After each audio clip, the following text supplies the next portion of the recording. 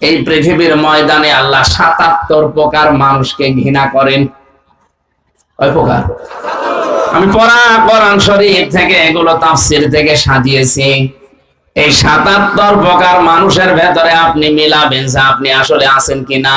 যদি থাকেন এই মুহূর্তে ওই জীবন ত্যাগ করবেন। কথা বলে না কেন? কারণ আপনি আল্লাহর ঘৃণিত, আল্লাহর কাছে অপছন্দনীয়।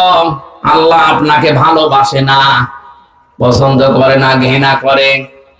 আপনি নিজের দিকে প্রশ্ন করে বলেন, আপনার মালিক যদি আপনাকে ঘৃণা করে, আপনি কি আসলেই মানুষ?